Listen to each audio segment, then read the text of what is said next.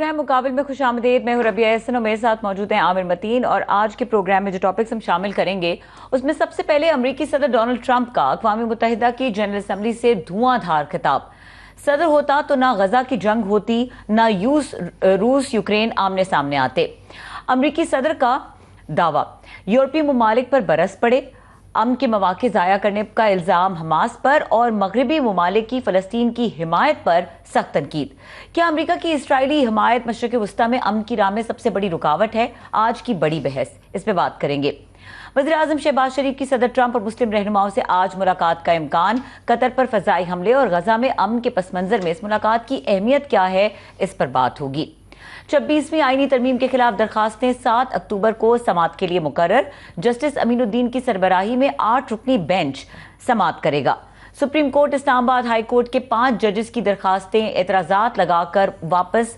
5 जजेस ने chief justice Sarfaraz Dogar के इख्तियारात के खिलाफ आईनी दरखास्त दायर की थी।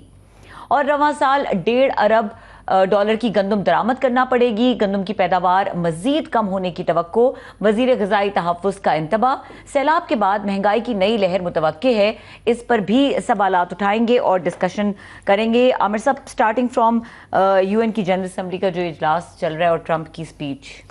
जी, आज की ज़ाहिर है सबसे बड़ी खबर तो प्रेसिडेंट ट्रंप की स्पीच थी। इसे अंग्रेज़ी की इस्तिलाह में कहते हैं ट्रेजिडी कॉमेडी, कि इसमें हंसी मजाक और ट्रेजिडी कॉमेडी दोनों चीज़ों के अवामिल शामिल थे। पहले एक काफ़ी हिस्सा उन्होंने 2-3 दफ़ा जिक्र किया कि वहाँ जो लतीफ़े हुए कि उनकी एस्केलेटर जो है वो पहले रुक गई और उसके बाद फिर ये उनका टेलीप्रॉम्प्टर काम नहीं किया। फिर और भी कोई चल रहे थे, और भी लोगों की स्पीचेस, सदूर की जो है और वज़राए आज़म की नहीं, उसके वक्त माइक बंद हो गया। जो फ्रांस के सदर हैं उनको ट्रैफिक वालों ने रोक लिया, तो एक कॉमेडी चल रही थी ऑन द साइड। मगर जो उनकी स्पीच थी यूनाइटेड नेशंस की 80वीं सालगिरह के ऊपर, उन्होंने जो लुबे लुबाब ये था कि ये नहायत ही नाकारा इदारा है और ये बेकार और बेबस और बेताकत इदारा है। और मेरा ख्याल काफ़ी दुनिया के लोग हैं जो उससे एग्री करेंगे, ख़ास तौर पे मुस्लिम ममालिक, और जिसमें हम पाकिस्तान ख़ास तौर पे शामिल है, क्योंकि हमने देखा है पिछले 78 साल में कश्मीर का मसला हमारा लटका हुआ है और वो बस लटका हुआ है यूनाइटेड नेशंस के रेजोल्यूशन के बावजूद। इस तरह ही फ़लस्तीन का मसला है कि इतनी जो हमारी ज़िंदगी की नस्ल की सबसे बड़ी नस्ल कुशी वहाँ जारी है और वो बेबस नज़र आता है। उसके आगे भी अक़वाम मुत्तहिदा, तो उनके साथ काफ़ी लोग डिसएग्री करेंगे, मगर उनका जो सलूशन था वो तासुर ये दे रहे थे कि इसका यूनाइटेड नेशंस जो है, इसका मुतबादल जो है ना, वो United Nations of America type बना लिया जाए तो बेहतर है। कि अपनी बहुत ज़्यादा तारीफ थी और वो अपनी बिल्कुल बिल्कुल यूनाइटेड नेशंस ऑफ ट्रंप जो है कि मैं हूँ जो कि दुनिया चला रहा हूँ, मैं हूँ जिसने दुनिया में अमन रखा हुआ है, मैं हूँ, मेरे ज़रिए ही इर्द गिर्द है पूरी दुनिया का निज़ाम चल रहा है, अमन भी मेरी वजह से है और मैं ही कुछ कर सकता हूँ, तो लिहाजा मेरे से रब्ता करें अगर आप चाहते हैं कि दुनिया के मसले हल हो जाएँ। इंटरनल पॉलिटिक्स पे उन्होंने अपनी जो एक चौथाई हिस्सा तो जो है प्रेसिडेंट बाइडन और अमेरिका की अंदरूनी सियासत के ऊपर डिस्कशन की। मगर जो दो उनकी मेन पॉइंट्स थे, एक उनका था कि ग्रीन एनर्जी जो है ना, ये एक कॉन जॉब है, ये एक होएक्स है, ये एक फ्रॉड है। और साथ में ही उन्होंने कहा जी ये जो मौसमियाती तब्दीली, क्लाइमेट चेंज का वो भी एक फ्रॉड है। ये ऐसी चीज़ कोई जो है एग्जिस्ट ही नहीं करती, कोई दुनिया में मौसमियाती तब्दीली नहीं है। और ज़ाहिर है वो पेरिस अकॉर्ड जो था उसमें से अमेरिका दस्तबरदार हो गया हुआ है, क्योंकि अमेरिका ने इनकार कर दिया था कि जो दुनिया भर का आलमी कंसेंसस था कि मौसमियाती तब्दीली हो रही है और हर एक को कार्बन एमिशंस अपने कंट्रोल करने का किया गया था। अमेरिका भी उन चंद बड़े ममालिक में चाइना के साथ शामिल था जहां बहुत ज़्यादा एमिशन होती है कार्बन की, और दुनिया के टेम्परेचर बढ़ने में अमेरिका का रोल था। उन्होंने इनकार कर दिया कि हम इसके अंदर हम मानते ही नहीं। आज उसका नेक्स्ट लेवल था, उन्होंने कहा ये है ही फ्रॉड, ये बिल्कुल इसका कोई ताल्लुक नहीं है। तो हमारे जैसे मुल्क जो कि मौसमियाती तब्दीली का भुगत रहे हैं, हर साल भुगत रहे हैं, 2022 में भी भुगता, इस साल भी जो सैलाब है वो चल रहा है, ग्लोव्स हो रहे हैं, पूरे यूरोप के अंदर जो स्कैंडिनेविया के अंदर जो है ग्लेशियर्स पिघल रहे हैं, पूरे यूरोप के अंदर इस वक्त 60,000 लोग जो है ना वो गर्मी से की शिद्दत से मर चुके हुए हैं। इस वक्त भी ईस्ट एशिया के अंदर जो साइक्लोन चल रहा है, हांगकांग तबाही के दाने पे बैठा हुआ है। उन्होंने कहा कि यूरोप वाले जो है ना इनको एयर कंडीशनर ख़रीद लेने चाहिए, मौसमियाती तब्दीली का यही हल उन्होंने बताया। दूसरा, एनर्जी पे उन्होंने कहा नहीं, ये कार्बन, ये पुराना जो तेल वाला निज़ाम है वो ठीक है, तो ये green energy is also a hoax, ये भी एक कॉन जॉब है, ये फ्रॉड है कोई ग्रीन एनर्जी। और उन्होंने यूरोप को बड़ा डांटा कि यूरोप ने अपनी इकोनॉमी ये ग्रीन एनर्जी के पीछे तबाह कर ली। कुछ उसकी इकोनॉमिक सेंस समझ आती है कि ग्रीन एनर्जी जो है उसमें क्योंकि इलेक्ट्रिक कार है फॉर एग्जांपल, तो उसमें वो 90 जो दुनिया की 80-90% बैटरियां जो बनती हैं वो चाइना में बनती हैं, और इलेक्ट्रिक कार्स में इतना आगे जा चुका है कि दुनिया की 80% कारें जो इलेक्ट्रिक हैं वो चाइना में बन रही हैं, और ये बढ़ जाएगा। और ग्रीन एनर्जी में के हर शोबे में चीन बहुत ज़्यादा आगे जा चुका है और अमेरिका मैच नहीं कर पा रहा।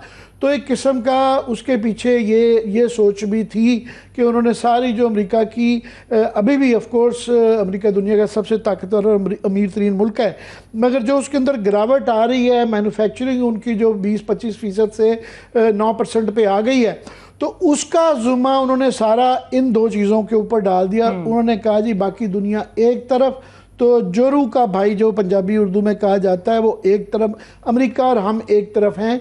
तो ये एक उनका बड़ा बुनियादी उसमें था।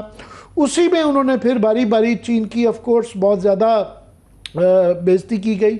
रशियन ऑयल के ऊपर जो है ना उनका गुस्सा बहुत निकला कि यूक्रेन की मैंने 7 जंगें, उन्होंने जिक्र दोबारा किया कि 44-45वीं दफ़ा कि मैंने ये ख़त्म करवाई, और यूनाइटेड नेशंस से ज़्यादा मैंने ये काम किए, ये यूनाइटेड नेशंस, और यूनाइटेड नेशंस ने और किसी मुल्क ने मेरा शुक्रिया अदा नहीं किया, मुझे 7 नोबेल प्राइज़ मिलने चाहिए थे।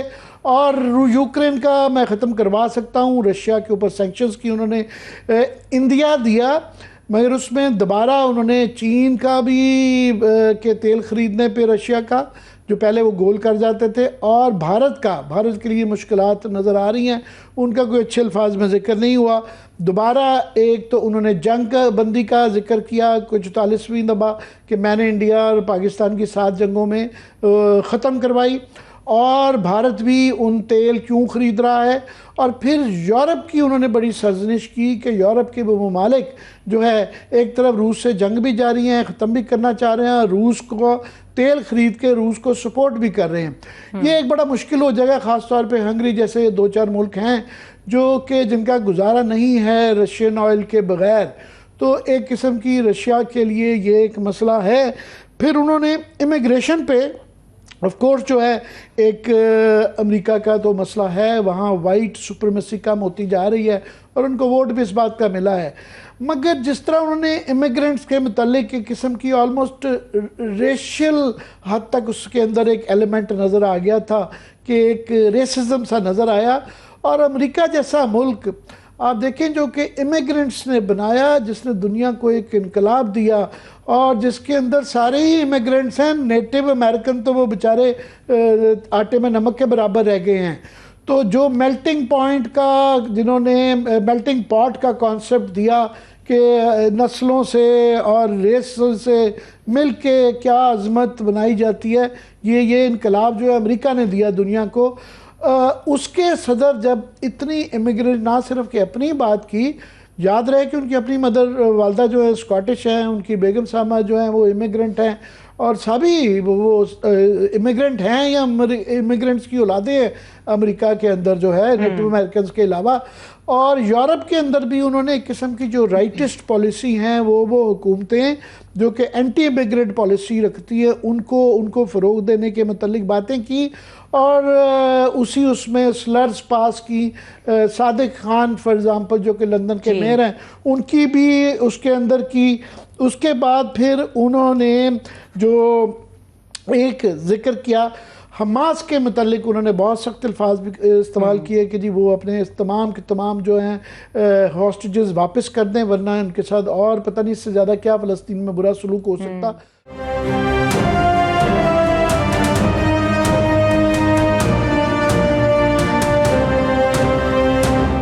रहनुमा तहरीक इंसाफ तैमूर सलीम झगड़ा, उनको शामिल गुफ्तगू करेंगे। अस्सलाम वालेकुम जी। वालेकुम सलाम जी। झगड़ा साहब, बहुत आपका शुक्रिया कि आपने हमें वक्त दिया। आपका फ़ायदा ये है कि आपसे इंटरनेशनल अफेयर्स पे भी, इकोनॉमी पे भी, लीगल मैटर्स पे भी बात हो सकती है। तो पहले मैं चाहूँगा आपका भी ये जो प्रेसिडेंट ट्रंप की बड़ी हिस्टोरिक जो स्पीच थी आज, आपने भी आई एम श्योर सुनी होगी। हमारे लिए इसके अंदर आप क्या पैगाम देखते हैं, अच्छा बुरा? देखिए, मेरे ख्याल में तीन बातें, मैंने स्पीच पढ़ी है, सुनी नहीं है, लेकिन सबसे जरूरी बात तो यह है कि जिन इश्यूज को उन्होंने टच किया उस पे हुकूमत का क्या रिएक्शन, और उसमें जो सबसे जरूरी बात शायद है वो ये है कि फॉर एग्जाम्पल फलस्तीन के इशू पे जो अमेरिका का स्टांस है, जो बिल्कुल वन साइडेड है, उस पे हुकूमत का क्या स्टांस है, और हुकूमत बाकी मुस्लिम उम्मा के साथ मिलकर क्या कर रही है कि जो गाजा में हो रहा है, जो फलस्तीनियों के साथ हो रहा है, कि उसकी बिना पर अमेरिका पे क्या प्रेशर डाल, क्योंकि अमेरिका ने तो क्लियरली उस कॉन्फ्लिक्ट में अपना साइड बता दिया। और मेरे ख्याल में आपको भी पता है और हमें भी पता है कि जो हुकूमतें जो है वो खुद लेजिटिमेसी के अंदर प्रेशर होती हैं, वो किसी और मुल्क पे प्रेशर नहीं डाल सकती हैं, और यही फलस्तीनियों की बदकिस्मती है, पहली चीज।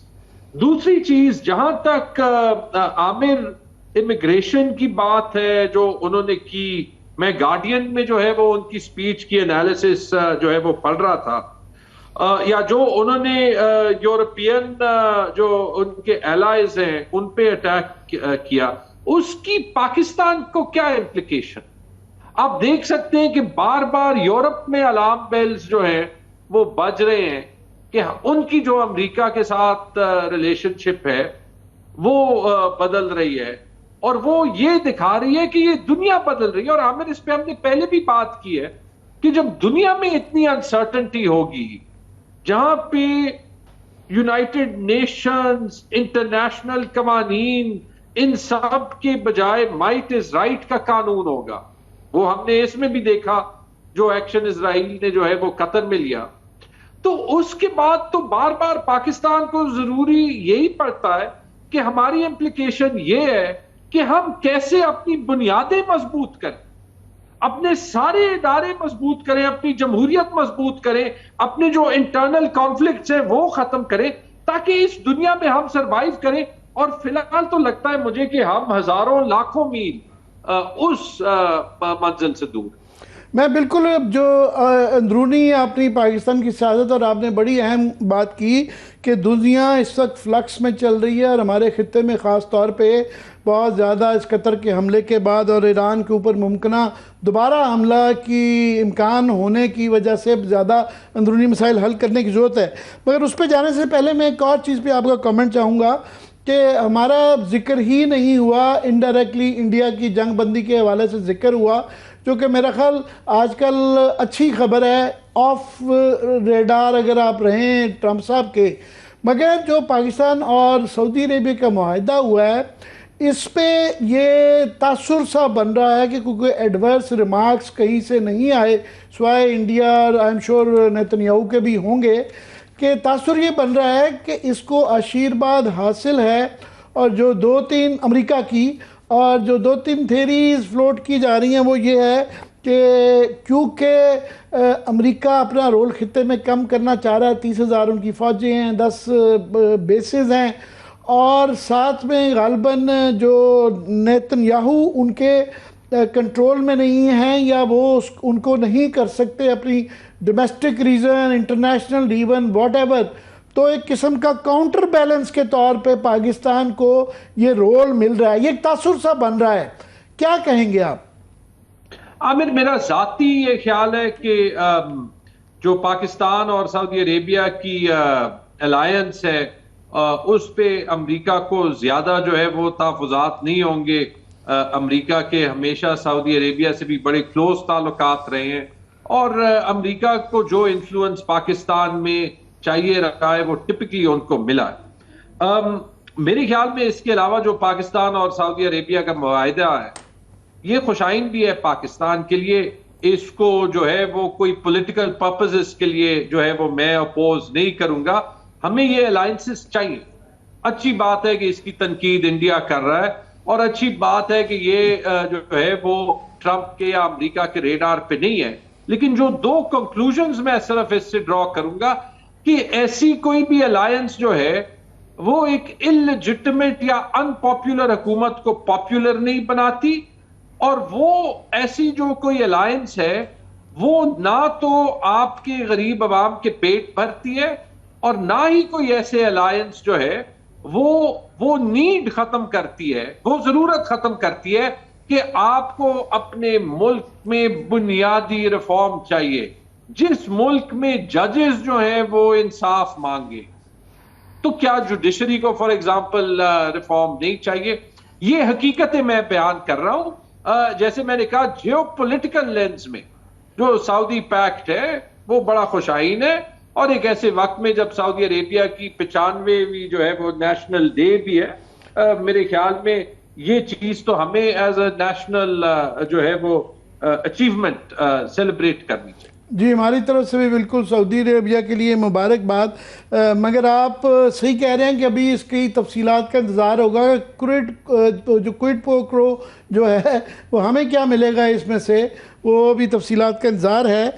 मगर बहुत अहम नुक्ता है आपका कि हमें जो है अपने मुल्क के अंदर जो है इन हालात में सियासी और इक़्तिसादी इस्तेहकाम चाहिए, और जुडिशरी का उसके अंदर एक रोल है।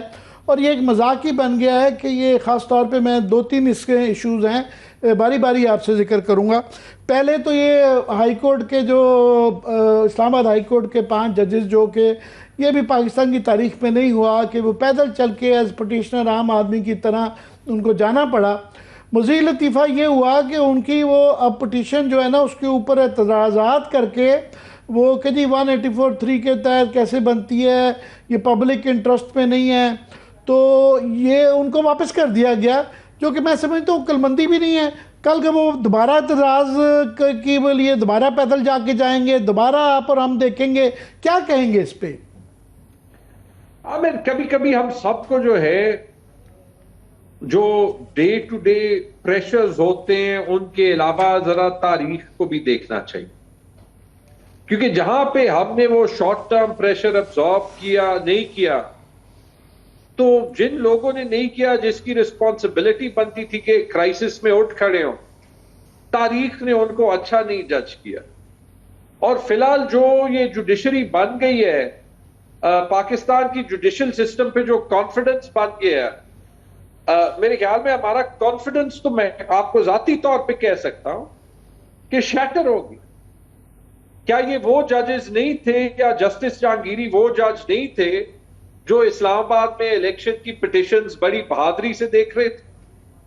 ये जो उनकी डिग्री का मामला है, ये जब 30 साल ये प्रैक्टिस कर रहे थे और जज थे, तो ये 30 साल हमारे सिस्टम इतने कमजोर हैं कि जिस वक्त उन्होंने वो इश्यूज उठाने शुरू किए जो एक जज को फेयरलेसली उठाने चाहिए, तो उस वक्त जो है वो ये लीवर्स याद आ गए। क्या ये हक इस्लामाबाद हाई कोर्ट के चीफ जस्टिस के पास है कि वो एक फेलो जज के खिलाफ एक्शन ले, या जो मुझे वकीलों ने बताया है कि अगर ये मेरिट पे भी होना है तो ये सुप्रीम जुडिशल काउंसिल का मेरे ख्याल में हक है, राइट? क्या ये उन 5 जजेस में नहीं थे जिन्होंने जुडिशल इंटरफेरेंस की इल्जामात लगाए थे, जिनकी तरदीद कभी नहीं हुई? तो जब आप ये सारे वाकयात देख लें और उनके साथ आप देख लें जो 26वीं तरमीम से सिलसिला शुरू हुआ है जुडिशरी को कंट्रोल करने का, शायद ये निजाम, ये हुकूमत जो है वो उससे शॉर्ट टर्म फायदा ले, लेकिन ये जो डैमेज है वो डैमेज उससे ज्यादा होगा जितना इजराइल की अटैक्स ने ईरान के न्यूक्लियर प्रोग्राम पे किया, कि वो फैसिलिटीज को वो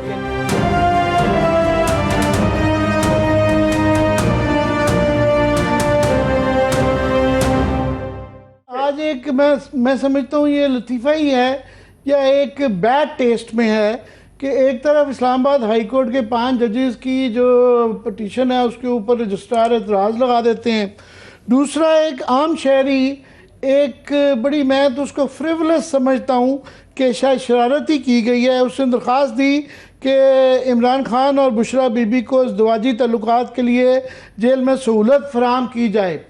जज साहब ने उसके ऊपर कोई एतराज़ नहीं किया और बड़ी जस्टिस अरबार मोहम्मद ताहिर साहब जो हैं उन्होंने फ़ौरन नोटिस भी जारी कर दिया और बड़ी जल्दी में अदालत ने समाअत के एक सफ़े का तहरीरी हुक्मनामा भी जारी कर दिया।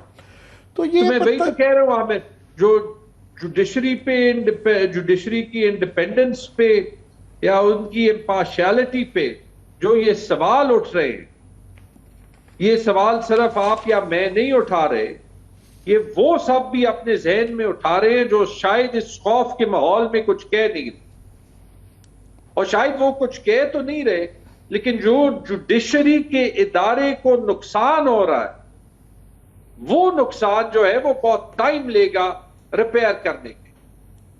और वो देखिए बड़ी मुश्किल से तो वो एक जुडिशियल मूवमेंट हुई थी, उसके बाद भी जो सफर था उसमें कितने ups and downs and pluses and minuses आए, तो वो सब हमने तबाह कर दिए। जहां तक आपने ये बता दिया जो ये वाला केस है इमरान खान साहब के खिलाफ, इमरान खान साहब के खिलाफ तो सारी जुडिशियल प्रोसीडिंग्स जो हैं वो एक मजाक बन गई। हम भूल जाते हैं क्योंकि इतने ज्यादा क्राइसिस आ जाते हैं कि भूल जाते हैं कि जो UN working group on arbitrary detentions था, उसने इमरान खान के ट्रायल्स आज से साल पहले अनफेयर करार दिए थे। हम भूल जाते हैं कि जो इलेक्शन से पहले इलेक्शन का रिजल्ट इन्फ्लुएंस करने के लिए उनको 3 कन्विक्शंस मिली थी, वो पीएमएलएन के लोग खुद कहते थे कि वो इतने शर्मनाक डिसीजंस थे कि उनका रिएक्शन इलेक्शन में आए और वो कन्विक्शन स्टैंड भी नहीं की। और इसके अलावा हम ये भी भूल जाते हैं कि अब इमरान खान की आवाज बंद करने के लिए जो अभी उनको वो जेल ट्रायल का हक भी नहीं दिया जा रहा, और जो आज या कल हुआ है कि जो है वो व्हाट्सएप पे जो है वो उनको जेल में मिलाया गया, किसी को आवाज नहीं आ रही। मैं दाद देता हूं सलमान राजा को कि उन्होंने आज जो है वो जीएचक्यू केस की बॉयकॉट का ऐलान किया, क्योंकि देखें इसमें तो कोई शक नहीं है ना, आपने इमरान खान को सजा सुना दी है, कोई नहीं मानता। आपके लिए ये इतने इंपॉर्टेंट केसेस थे इस हुकूमत के लिए कि आपने ही कहा कि justice had to be done and had to be seen to be done, लेकिन आप तो जो है वो हर किसी के जहन में जो है वो ये बात डाल रहे हैं कि इससे ज्यादा बायस जुडिशियल प्रोसेस जो है वो चल नहीं रहा, तो फर्क क्या पड़ता। ये 26वीं आईनी तरमीम भी टेकअप कर ली गई है, 7 अक्टूबर को समाअत है। मुझे नहीं पता आपको मुबारकबाद देनी चाहिए या अफसोस करना चाहिए कि इतने महीने लग गए समाअत पे लगने के लिए। जी, लेकिन आमिर उसके अलावा जो कंट्रोवर्सी बन गई है, क्या लेजिटिमेसी होगी जब 26वीं आईनी तरमीम जो है वो वही कॉन्स्टिट्यूशनल कोर्ट टेक अप कर रही है, जिस कॉन्स्टिट्यूशनल कोर्ट का वजूद जो है वो इस 26वीं आईनी तरमीम से होके आया है। और एक और कंट्रोवर्सी खड़ी हो गई है जहां पे सुप्रीम कोर्ट के जजेस ने, जिन्होंने कहा था कि जो प्रैक्टिस एंड प्रोसीजर एक्ट, बहुत से लोग कहते थे कि जुडिशरी को कंट्रोल करने के लिए बना था, लेकिन जिसकी यही हुकूमत तायद करती थी कि उसके तहत जब उसके 2 मेंबरान ने मेजॉरिटी एक डिसीजन लिया कि एक फुल कोर्ट इस पे जो है वो बनना चाहिए, तो चीफ जस्टिस ऑफ पाकिस्तान ने इनफॉर्मल जो है वो जजेस के साथ मशावरत करके जो है वो ये कॉन्स्टिट्यूशनल कोर्ट को दे दिया। तो मसला तो ये है कि शायद हमने ऐसे सर्क्युलैरिटीज बना दी हैं, या ऐसे जो है वो, इसको मैं उर्दू में क्या कहूं, कि इस तरीके के हमने रास्ते डेड एंड्स बना दिए। तो वैसे तैमूर खान, मैं आज आपकी प्रेस कॉन्फ्रेंस सुन रहा था पेशावर में, आपने बड़ी धुआंधार प्रेस कॉन्फ्रेंस की, मगर ये जो नोहा पढ़ रहे हैं ये अब पता नहीं है, लगता है कि डेड हॉर्स हो गया है, इसको बार बार पीटने का कोई असर होता हुआ नज़र नहीं आ रहा। आपकी भी स्टोरी क्या जो थी वो प्लीज़ ज़रा क्या थी? आप रिगिंग की बात कर रहे हैं, जो कल मैंने प्रेस कॉन्फ्रेंस जी की जी थी, जी मैं जी कुछ जी जी हफ्ते मुल्क से बाहर था। और देखिए, आमिर बड़ा अच्छा सवाल किया है, और आप ऑब्वियसली हमेशा बड़े अच्छे सवाल करते हैं, पर्टिनेंट मुश्किल सवाल करते हैं। आपने कहा कि ये रिगिंग वाला इशू डेड हॉर्स है। दो बातें मैं करूं।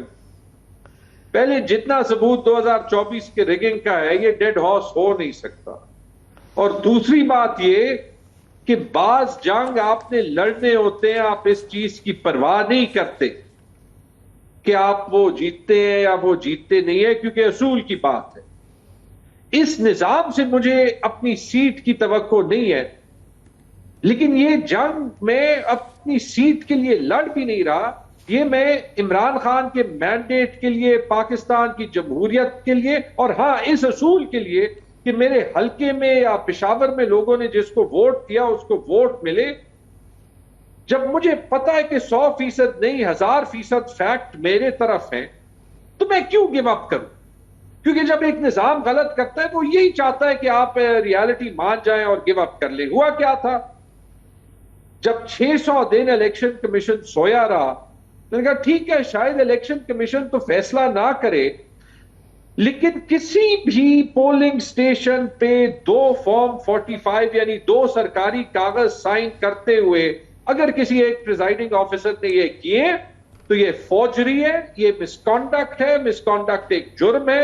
सिविल सर्वेंट एक्ट के नीचे वो बंदा जो है वो डिसमिस भी हो सकता है सर्विस से। मैंने एंटी करप्शन को कंप्लेंट दी। एंटी करप्शन में 2 लोग जाके गए, उन्होंने गवाही दी, रिटन गवाही मौजूद है, अभी पब्लिक नहीं हुई। पेशावर के एक नामवर जर्नलिस्ट ने यह कहा है कि इलेक्शन कमीशन के साइन शुदा कागजात जो उनके वेबसाइट पे हैं वो गलत है। होना तो यह चाहिए था कि इलेक्शन कमीशन नोटिस लेता कि अगर ये ठीक है हम इन्वेस्टिगेशन करें, क्योंकि they are the investigative they are the electoral watchdog, electoral regulator. मैंने तैमूर खान अपना जो ये डेड हॉर्स जो कहा, मैं अल्फाज की अपने के माजरत करता हूँ, वो इसलिए कहा कि फायज ईसा भी एक मलबा बन चुके हुए थे। जुडिशरी का बैगेज इतना ज़्यादा हो गया था कि उनसे फिर जान छुड़ा ली गई। हालांकि बड़ी उनको उम्मीद थी कि उनको किसी ना किसी जगह पे शायद बहाल किया जाए, कल को कोई पता नहीं दोबारा भी हो जाए। मगर सिकंदर राजा साहब जो हैं वो वहीं पे हैं, उनका कुछ नहीं हुआ। तो इसलिए मुझे भी लगा कि एक ही चीज का जिक्र करके करके जो है क्या फायदा। देख भी लेना आमिर, देख भी लेना कि जब उन 2 लोगों ने गवाही दी, अब वो गवाही तो ऑन रिकॉर्ड, ये इन्वेस्टिगेशन भी ऑन रिकॉर्ड है, इसकी लीगैलिटी भी ऑन रिकॉर्ड। और जो इलेक्शन कमीशन 600 दिन में हमारे केसेस स्टार्ट नहीं कर सका, 600 दिन में वो हमारे केसेस तो स्टार्ट नहीं कर सका। 25 को मेरी अगली तारीख है, मैं बार बार जाके कहता हूं डेली हियरिंग्स कराओ, डिसमिस कर दो केस यार, पूरी दुनिया को पता है कि कौन ये इलेक्शन जीता है। लेकिन let this process be completed. आपका कानून कहता है 180 दिन में कंप्लीट होना है, तो 600 दिन में वो नहीं स्टार्ट कर सका। 6 घंटे में उन्होंने जो है वो प्रिजाइडिंग ऑफिसर से खत मौसूल भी कर लिए और सूबाई हुकूमत को खत भी लिख दिया कि ये इंक्वायरी रोक दे। क्या इलेक्शन कमीशन का काम इलेक्शन की शफाफियत देखना है, या इलेक्शन में मुबैना करप्शन और रिगिंग पे पर्दे डालना? और ये खत किसने लिखा था? ये राजा साहब ने नहीं लिखा, ये लिखा है उमर हमीद खान साहब, सेक्रेटरी इलेक्शन कमीशन। आपको याद है वैसे इलेक्शन में वो छुट्टी पे चले गए थे, उनकी तबीयत खराब थी। दीदी उसके बाद तो से वो कल मैंने प्रेस कॉन्फ्रेंस की, पर्दा सीमी से गायब हो चुके हैं और उन्होंने ये देखा ना। जी जी बिल्कुल, पर्दा सीमी से वो गायब है। बहुत शुक्रिया आपके वक्त देने का तैमूर खान जी। तैमूर खान जगरा हमारे साथ एक्सक्लूसिव गुफ्तगू करते हैं। यहाँ पे वक्त हुआ ब्रेक का। ब्रेक के बाद बात करेंगे कुछ मईशत के हवाले से, जो एक सैलाब के बाद मईशत की सूरत हाल बन चुकी है और जिस तरह से महंगाई और गंदम के हवाले से जो खबरें हैं उसके ऊपर बात करेंगे कि अब आगे क्या तवक्को की जाए आने वाले दिनों में और किस तरह की प्लानिंग होनी चाहिए। इस ब्रेक के बाद डिस्कस करेंगे, हमारे साथ रहिए।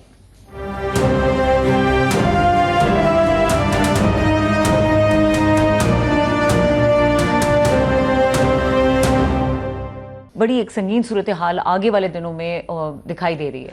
जी, उसमें एक उम्मीद की किरण जागी है हमारी पाकिस्तान और सऊदी अरेबिया के इस मुआहदे से कि हम उनको ऑफ कोर्स जो हैं इस्लामिक दुनिया के हम वाहिद न्यूक्लियर कंट्री हैं और हमने प्रूव भी किया है इंडिया के साथ कि हम इस्तात रखते हैं ना सिर्फ अपना दिफा करना बल्कि हरम शरीफ का और पूरी इस्लामिक दुनिया के पास सिर्फ पाकिस्तान एक मुल्क है जिसके पास ये ताकत, इस्तात और हौसला मौजूद है। तो हमें तो पता है कि हमने क्या करना है उनके लिए कि दिफा उनकी कैसे करनी है, मगर अभी तफसीलात का इंतज़ार है। सिर्फ 2 जुमले अभी आए हैं कि हमारा माहिदा हो गया है कि एक मुल्क के ऊपर जो हमला है वो दोनों मुल्कों पे तस्वुर किया जाएगा। हम तफसीलात का इंतज़ार कर रहे हैं। ख़ास तौर पे हमें ज़रूरत है कि हम उम्मीद कर रहे हैं कि सऊदी अरेबिया हमारी इकनॉमिक हमें स्ट्रेटिजिक डेप्थ देता है, इकनॉमिक डेप्थ देता है और सिंबॉलिक डेप्थ देता है। इकनॉमिक डेप्थ में हमें इंतज़ार है कि हमें जो है पहले ही ये तारीख़ी तौर पे हमारे हर मुश्किल दौर में सऊदी अरेबिया ने हमारी मदद की। आप देखें शुरू से क्या हमें पाकिस्तान से लेके आज तक जब भी है, चाहे वो 65 वॉर हो, 71 की वॉर हो, बाद में जो है जब हमने हमले किए ये न्यूक्लियर वो किया हमारे न्यूक्लियर प्रोग्राम के लिए भी और फिर धमाके करने के ऊपर भी हमारे जब ऊपर कदगने आई थी सऊदी अरेबिया हमारे लिए खड़ा हुआ था। तो और बाद में भी अभी भी देखें हमारा जो 9 बिलियन के करीब जो रोल ओवर्स हैं उसमें से 6-7 बिलियन जो है वो सऊदी अरेबिया का है। 3 बिलियन तो उन्होंने हमारे यहाँ पार्क किए हुए हैं। तो रोल ओवर्स तो चलते ही रहते हैं। हम तफसीलात में जानना चाहते हैं कि और हमें क्या इसके ज़रिए मिलेगा कि हम पाकिस्तान के ऊपर एक हमारा रहा है कि अच्छी बात है, हम कोई एहसान फरामोश नहीं है, पर हमने कई दफ़ा ख़ास तौर पे अमेरिका के हवाले से अपने आप को बड़ा सस्ता बेचा है। 2 दफ़ा जो है हमने अफ़गान वॉर में उनकी मदद की और वो जो है हमारे मुल्क के अंदर पहले उसके अंदर क्लस्टरगॉफ हीरोइन का कल्चर छोड़ गए और दूसरी दफ़ा जो है ये अभी तक दहशतगर्दी का एक वज़ा चल रहा है। तो सऊदी अरेबिया से भी हमें इंतज़ार कर रहे हैं तफसीलात का कि क्या हैं, क्योंकि अभी तक मेहमान अगर जी हमारे साथ मौजूद हैं। हमारे साथ डॉक्टर शाहिद हसन सिद्दीकी माहिर मईशत मौजूद हैं, उनको भी गुफ्तगू में शामिल करेंगे। अस्सलाम वालेकुम। जी डॉक्टर साहब, आपने शायद मेरा इब्तिदाइया सुन लिया होगा कि सऊदी अरेबिया से हमें क्विड प्रो को जो कहा जाता है इन रिटर्न क्या उम्मीदें हैं और कैसे वो हमारी मदद कर सकते हैं इकोनॉमिक सिचुएशन में।